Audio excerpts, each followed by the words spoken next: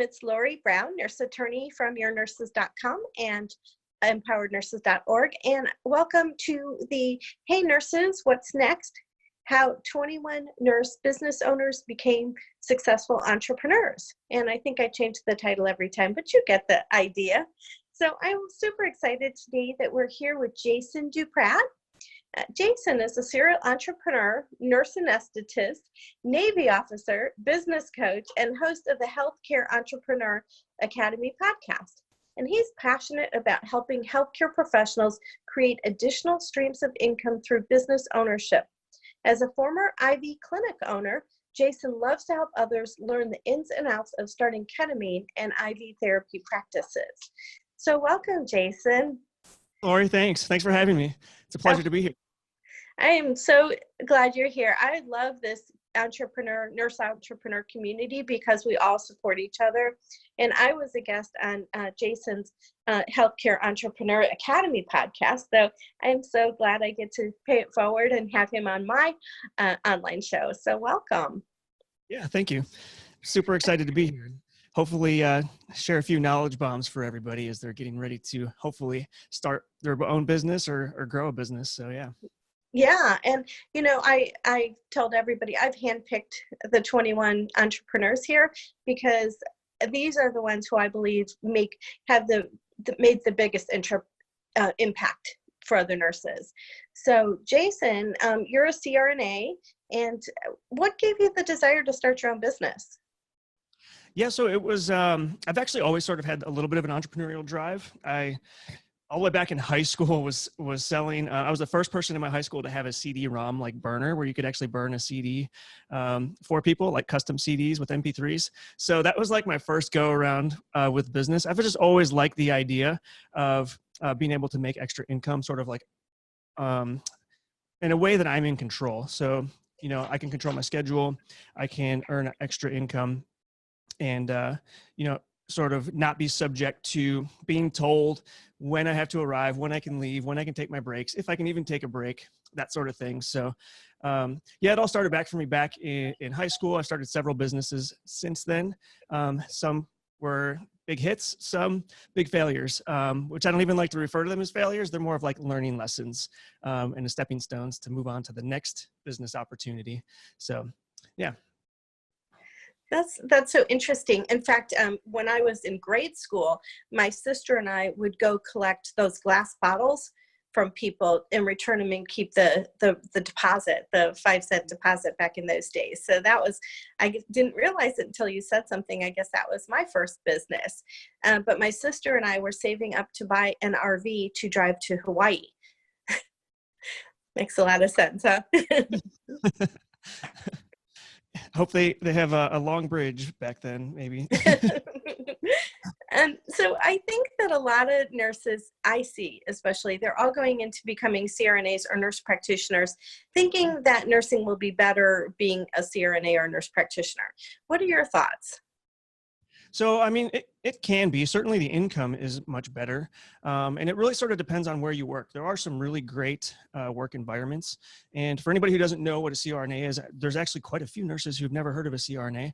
We are sort of those individuals that are hiding down in the OR. They may come up to pick up your patients if you're in the ICU, but usually we hang out in the OR. Nobody really sees us except for the perioperative nurses, so PACU. Pre-op nurses, and then the OR circulators. So a CRNA is, you know, we're nurse practitioners and we specialize in the administration of anesthesia. So it stands for Certified Registered Nurse Anesthetist, if just in case anybody didn't know that. But yeah, certainly getting more education and going for an advanced practice degree certainly is good for some people. For me, it really wasn't. There's a lot of demands as far as scheduling and things like that that are even much more sort of strict and demanding than you know, normal RN schedule. You have to be on call. Sometimes you have to sleep in the hospital call room, which resembles a prison cell. The one I was in had no window. It was just, over time, it really starts to beat you down. You're on, you know, you're working nights, weekends, and holidays, similar to nurses, but you know, it's really hard to sort of shift with your buddy. an exchange, a shift. It's much harder to do that in this level of nursing than it is, bedside nursing. So it is really good. You're helping patients in, a different way. You have more autonomy. So, you are a decision maker. You get to order your medications, you do assessments, and there's a lot of responsibility that comes with that. And so it is a good career path. For me, it's not something that I want to do full time, just because it doesn't allow me the freedom that being an entrepreneur does. I am not a huge fan of doing all those call hours and nights and weekends and holidays. So being an entrepreneur was my sort of escape from that. Well, we'll talk about entrepreneurship in a minute, but I do want to ask, because you're my only CRNA in this program, there's only a few schools in the country that teach that, right? So there's a growing number of schools. Last I heard, and this number could be old, there was 130 programs around the U.S. Oh, wow. So it's growing. There's about 3,000 to 4,000 CRNAs graduating every year now, and the number is getting higher and higher. There's a total of, we're approaching 60,000 CRNAs in the U.S. now. Oh, wow. So your first nurse-owned business was IV therapy, is that it? IV infusion? Yeah, so my first nurse-owned business was actually something called Nurse Academy, and it was an online training program for the HESI and the TEAS, which are the nursing school entrance exams. And that business was a complete flop. I had no idea what I was doing with online courses. But it was a major learning lesson. Back then there weren't, when I first started it, I didn't know that there were course hosting platforms available where you can just drop your content into them. It was just, I never even discovered that until about a year and a half into that business. And that was a major game changer, because I had hired a coder from India to hand code me a custom course website.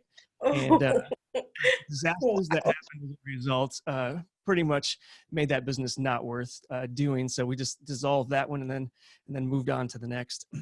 Oh, wow. Yeah, I think we've all had our learning lessons, let's call them, instead of failures. It's interesting because a lot of the people that I've talked to in this program, they've been serial entrepreneurs. I've started 4 businesses, well, 4 successful businesses. We won't count the ones that aren't successful. Okay, so what was after that business? Yeah, so after that, it was the Injection and Infusion Clinic of Albuquerque.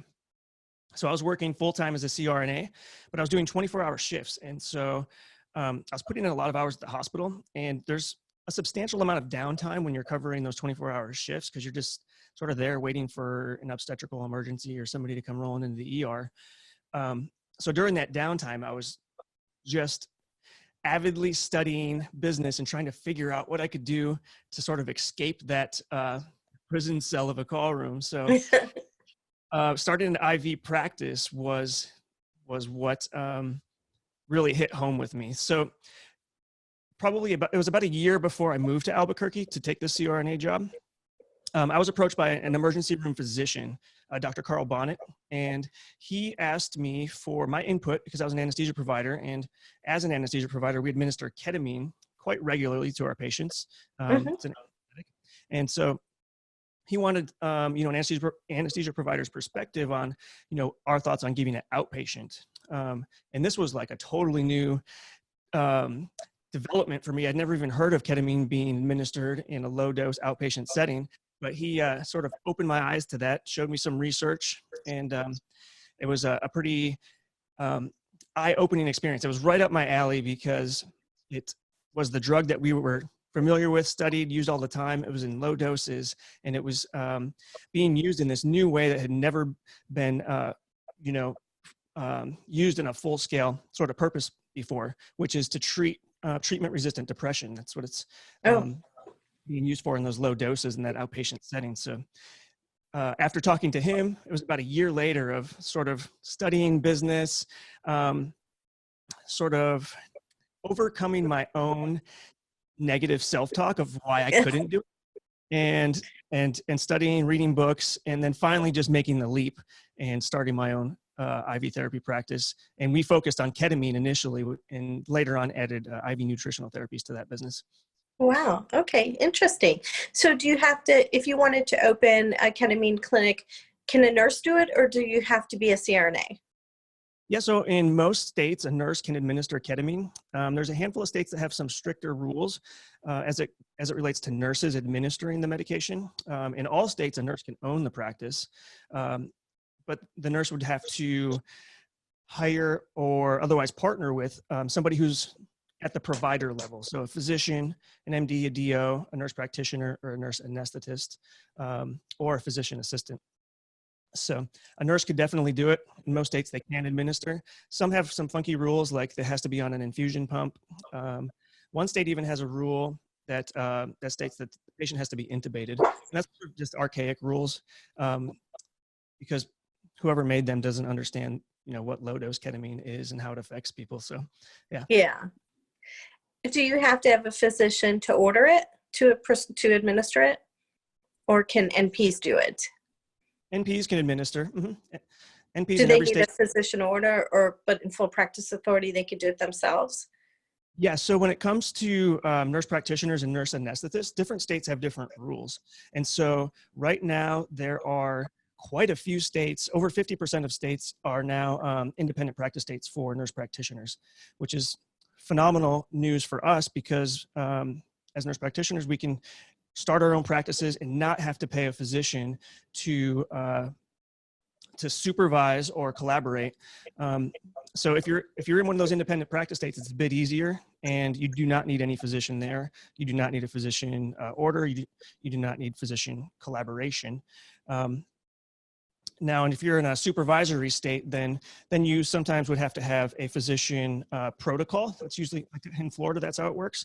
A nurse practitioner signs a protocol with a physician, and he outlines, or she outlines, what you're allowed to do. The physician doesn't have to be in the practice at all. They don't even have to be in the state. They just have to be available for consultation. And so that's how it usually works in a supervisory type of state. Okay, interesting. So you help people set up these clinics because you've been so successful at it. Yeah, we started our clinic in Albuquerque, and it grew quite rapidly, and it was super successful. My wife ended up getting pregnant shortly after we started the clinic. So right before she delivered, we sold the practice and then moved to Jacksonville to be closer to family. And the person who bought my practice was actually the nurse practitioner who worked for me. Oh, great. Wow. Now she runs that one, and we're still in close contact. We actually are business partners on an IV therapy course that we developed. And so, yeah, the whole process worked out really well, from, starting the practice, growing the practice, and then learning how to exit a practice. And yeah, it's been a phenomenal ride. That's great. And then, so do you also teach people, because I get a lot of questions from nurses, can I start my own infusion therapy practice? Mm-hmm.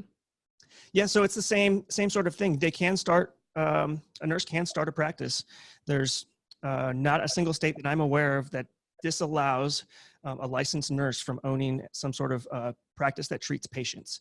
The big caveat is who is ordering the medications. A nurse can't order the medications, so they would have to partner with or otherwise hire a physician, a nurse practitioner, a nurse anesthetist to evaluate the patients, prescribe the treatments, write the order, and then the nurse could go about administering any IV nutritional therapies. So yeah, they definitely could. And some of them do it mobile.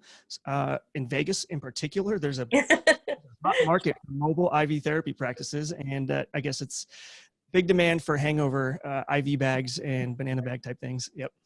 Oh, so funny. Yeah, I saw in Indianapolis on this main area that's has bars and late nights. They open a Hangover IV therapy place. I thought that was really funny. Yeah, that's one option. Some people just stay away from that because they don't like the sort of reputation that puts upon their practice. So they stay away from those in some cases. And other people, see it as an opportunity to help relieve some symptoms and make some extra income. So yeah, there's a variety of models that you can use when you're doing those types of practices. Right. And I always say, do what's in line with your ethics. And if that's if you're comfortable doing that, awesome. If you're not, you don't need to. There's so many other areas that you can go into. It sounds Exactly. great from a marketing hype, but it may not be in line with who you are. Exactly. Yeah. And some people, they think that if you're offering the treatment for, a hangover, that you're encouraging alcoholism and all these other things. And that's just something that each individual person has to decide for themselves. Yep. Yeah. So where can people learn more about your programs on how to start a ketamine clinic or an infusion clinic? Yeah. So we have a website, it's ketamineacademy.com. And on there, you can enroll in the free webinar that we have. It's an hour and 15-minute or so a webinar that sort of outlines the basics. And then we also have a free ebook that we've made available. And yeah, the link, that's the bonus that you're giving, the freebie. Yeah, exactly. So we put together a little freebie for everybody who's watching this presentation. And to take advantage of that, you'll just go to jasonduprat.com/Hey Nurses. And then right there, you'll find the link to the Ketamine Clinic Startup Guide. And that's a 35-page ebook that we wrote that really summarizes up everything that you need to know. And, even if you're not interested in starting a ketamine therapy practice, the information in there is very applicable to starting any type of practice. So hopefully, the viewers will get some value out of that. Well, that was so generous of you. Thank you. And we'll put all the links next to the video so you'll have them. You don't need to write them down. But thank you. That was just, and you just created it for us for the summit? So we were selling it. And so we were like, well, what okay. are we going to do for a freebie? We want to give a little special gift to everybody. So then we decided, well, let's just make it free for these listeners here. So. Oh, that's so nice. Thank you. Well, anyways, a couple of things that you said that I want to talk about is the negative self-talk. So we all have that little voice in our head that talks to us about how we can't think something, or who are you to start your own business, or who are you to leave the hospital? You're a nurse. And how did you overcome that?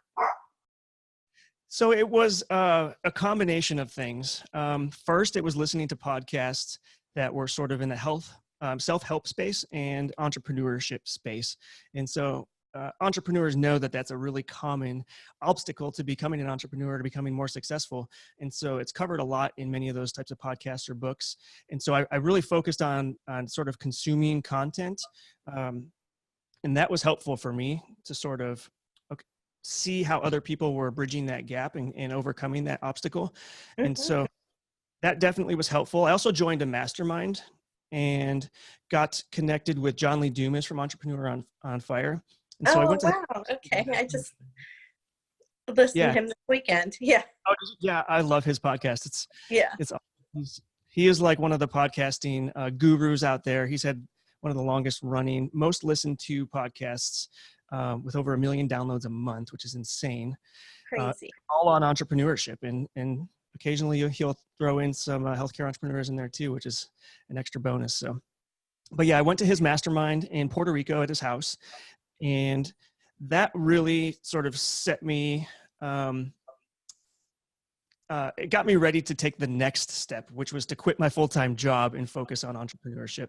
So getting around some high-level entrepreneurs that were crushing it. Like, they all had full-time jobs and they all left them, and they were so happy being business owners and running their own show and being in control of their own destiny. That just that sort of energy, that vibe that they were giving, the support that they were giving, really pushed me to actually quit my job. I quit it while I was there. Actually, I wrote my letter of resignation while I was at Mastermind. So, wow. So I'd like to share with you and some of the viewers one thing that I use to overcome the negative self-talk, and that is it's a process, NLP Neurolinguistic Programming. I don't know if you're familiar with that. Yeah. Mm-hmm. Yeah. Okay. So imagine your head is like a CD player, and so when you get that negative self-talk, I push pause on the negative, play on the positive. So I'll just physically do that, and then it'll remind me, those voices aren't even your own. So let's stop this and let's play the positive ones that are going to move you towards your goal. Because we all have this. Yeah, Yeah, for sure. And that self-awareness is key, because sometimes you just sort of get in this sort of repeating track of those thoughts, and you have to be able to recognize those thoughts very quickly and terminate them and switch into something more positive, because otherwise you're just going to end up on a downward spiral of constant negative self-talk. Yeah, definitely. What was your biggest fear when quitting your CRNA position from Puerto Rico? Yeah, the fears build rapidly, and there's a multitude of them. So the biggest fear for me was, I think, just failure in general. I didn't want to quit my job and then have the business not succeed, and then I have to go crawling back and begging for a job again. So that was probably one of the biggest ones. I think it's probably one of the most common ones amongst a lot of people who are just getting started. So fear was definitely definitely a big one, and there's no way to completely eliminate all of your fears. It's just sort of making, wise, conscious decisions. So you don't want to act irrationally. And so I did that by sort of having some money saved up. I built my business part-time and waited until it was producing fairly steadily what my CRNA income was.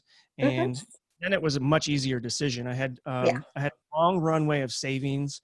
And so if things didn't work out, then I had a backup plan in place. I didn't just irrationally walk in and say, I'm out of here, I quit. I'm done with this. Have no plan in place. This was something that was sort of strategically being planned step by step over the course of many months. Okay. So your advice to do that would be strategically plan and not just do it on a whim.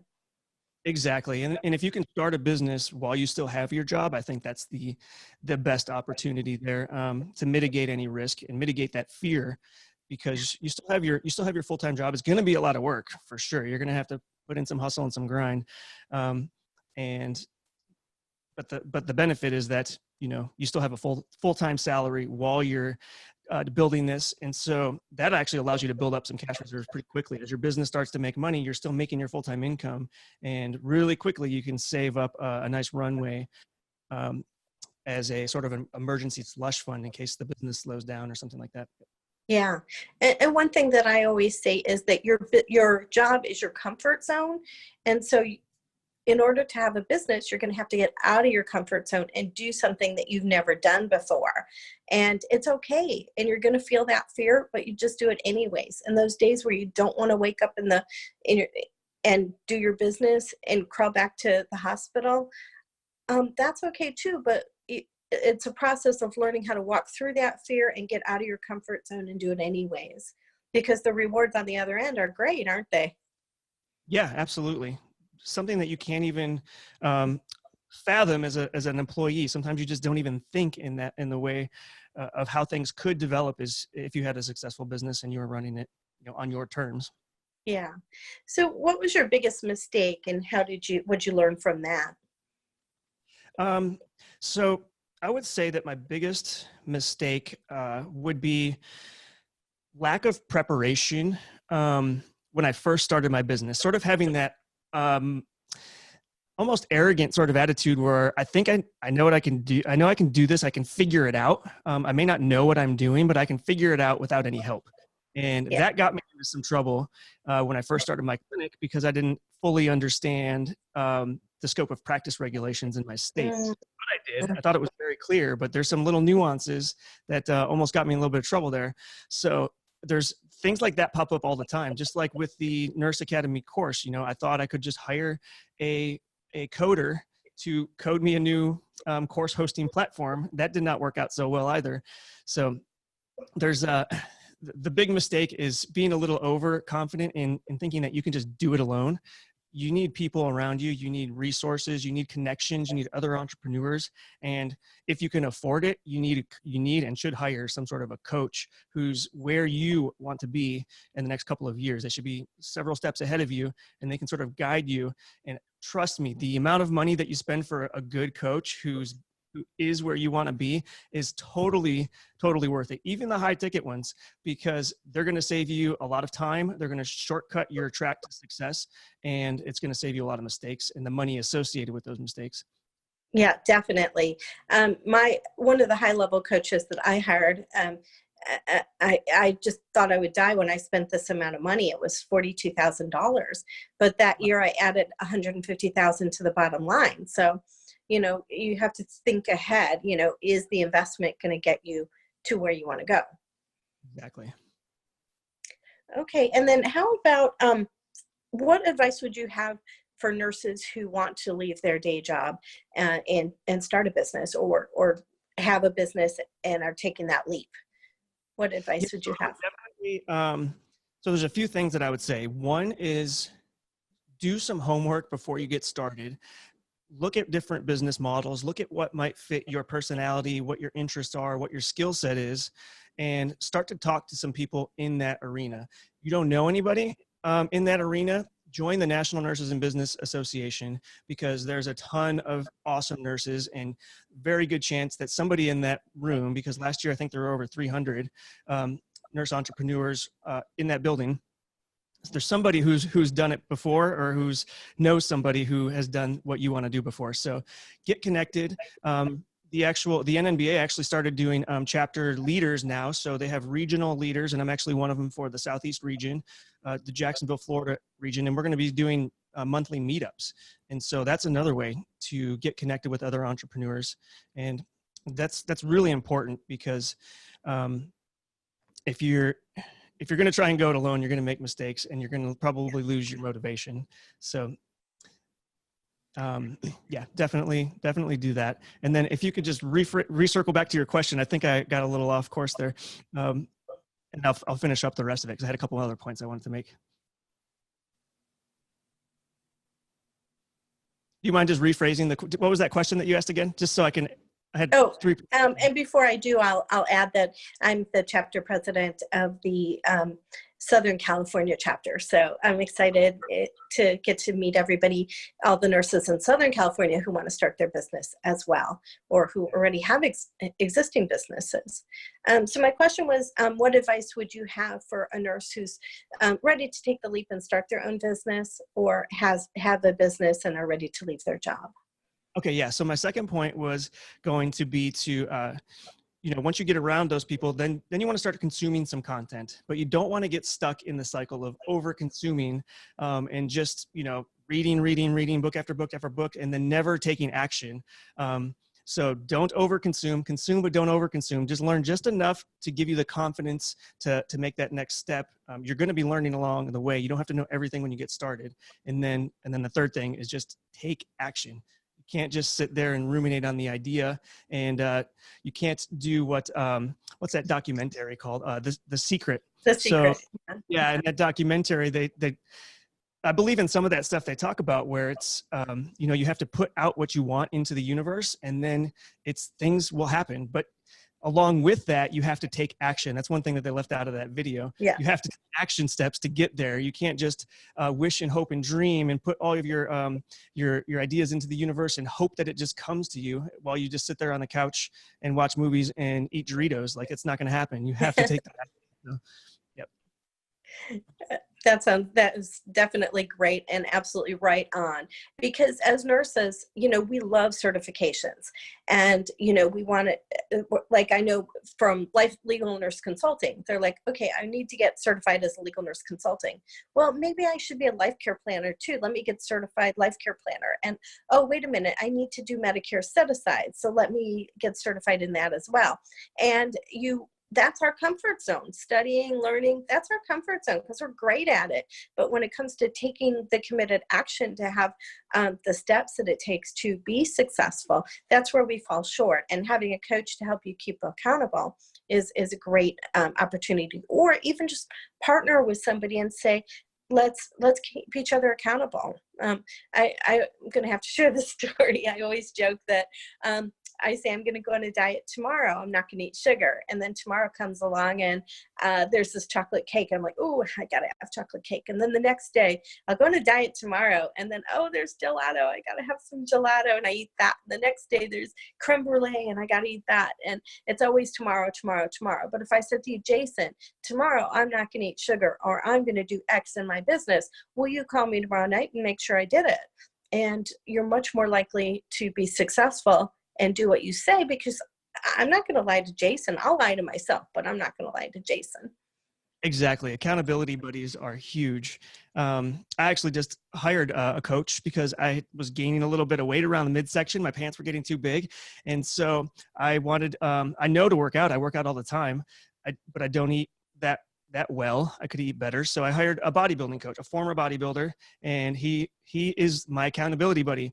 He sets the number of calories I'm allowed to eat. He gives me a workout plan, and he makes me check in every week with a spreadsheet on my weights, my calories, my macros, and my measurements. And so in a matter of 4 weeks, because I was measuring, tracking, and had an accountability buddy, I was able to lose 15 pounds and get back to my 31-inch waist, and all is good. Like that's all it takes, accountability. And that's a huge component of being successful and sticking with what you're trying to accomplish. Definitely. Well, Jason, it's been an absolute pleasure to talk to you. I wish I could talk to you all day, but I'm trying to keep these so people will watch. But I'm so grateful that you joined us for this interview. And I so appreciate your gift. And again, please check out Jason on the sites below. And thank you for all you've shared. Yeah, absolutely. It's my pleasure. And if anybody's interested in consuming some free audio content on the drive to work too, we have the Healthcare Entrepreneur Academy podcast. It's totally free. You can find it on iTunes, Stitcher, everything else too. So that's a great free resource. Yep. Perfect. Thanks, Thank you so Jason. much.